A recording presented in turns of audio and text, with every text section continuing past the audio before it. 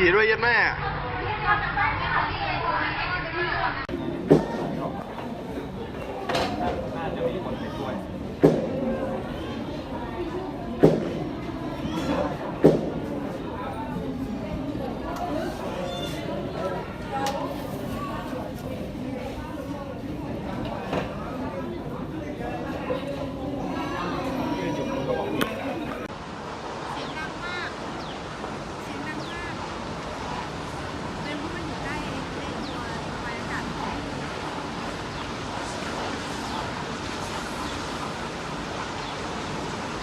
ก็ผมไม่มั่นใจว่าตอนนี้โซนหน้าเทอร์มินอลเนี่ยเขาเคลียร์พื้นที่กันยังไงนะครับเขาเคลียร์พื้นที่กันยังไงแต่ช่วงหัวค่ำตอนที่ผมไปตามแม่ยายมาครับมีเสียงปืนหลายนัดมากเลยครับไม่รู้มันเสียงปืนหรือเสียงระเบิดก็ไม่รู้โอ้หลายนัดมากเลยครับปุ้งปุ้งปุ้งปุ้งปุ้งปุ้งเนี่ยผมโอ้แรงมึงถ่ายหนังกันหรือไงวะเนี่ยโอ้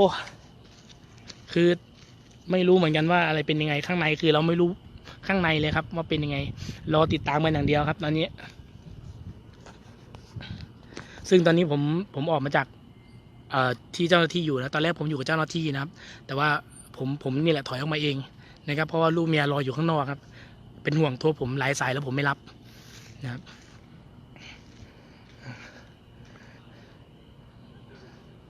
ก็ขอบคุณทุกคนครับผมจับโจรได้หรือยังตอนนี้ยังไม่ทราบนะครับคือล่าสุดประมาณ15 นาที10 นาทีเมื่อกี้นี้เขาก็บอกว่ายังจับไม่ได้ครับยังหาตัวไม่ได้แต่มีลูกค้าเมื่อกี้นะครับที่ขับรถเข้ามานะแจ้งว่าคนร้ายได้โพสต์ Facebook ครับว่าอยู่ที่ฟู้ดแลนด์มึงยังมีกระจิตกระใจมาโพสต์ดิว่ามึงอยู่ตรงไหนเนี่ยไอ้ห่าเนี่ยนั่นนะครับได้ยินเสียงปืน1 นัดแล้วนะครับตอนนี้ได้ยินเสียงปืน1 นัดนะครับตอนนี้ได้ยินเสียงปืนครับโอ้ผมก็แบบ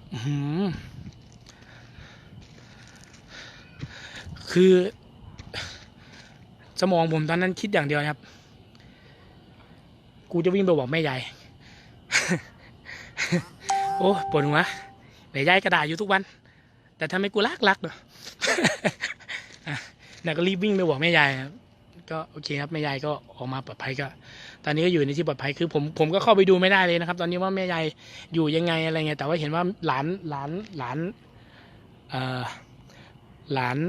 อีกคนนึงเนี่ยออกมาแล้วนะครับออกมาอยู่จุดโซนข้างนอกแล้วนะวิ่งออกมาข้างนอกแล้วนะครับที่บ้านก็ไม่มีใครอยู่นะครับตอนนี้เมื่อกี้ทางบ้านก็โทรมาทางบ้านแฟนทางบ้านผมในญาติโทรเข้ามือถือผมไม่หยุดเหมือนกันนะเมื่อสักครู่นี่แต่ว่าถ้าเขาเห็นไลฟ์สดนี้เขาคงรู้ว่าผมปลอดภัยเนาะ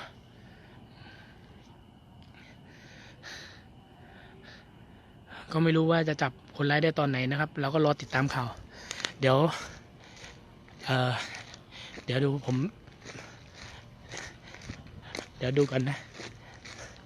อันนี้ก็ในส่วนด้านหลังนี้ก็จะมีนะคุณลูกค้าหลายๆคนนะครับที่อยู่นะครับนี่ก็มีรถแล้วก็เห็นผมไม่แน่ใจลูกค้าว่าลูกอยู่ที่ฟิตเนสอะไรด้วยหรือเปล่าผมไม่แน่ใจจริงๆเห็นเขาแจ้งเมื่อกี้นี้คืออยากจะ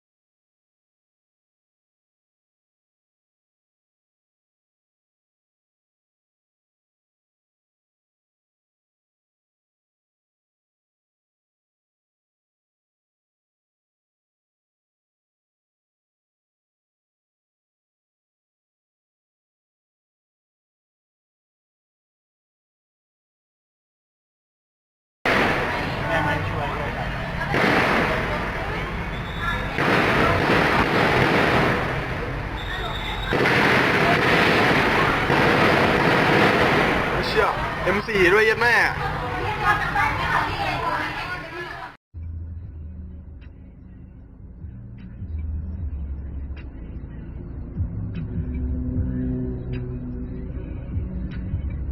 เฮ้ยนี่มีคนโดนยิงนี่หว่า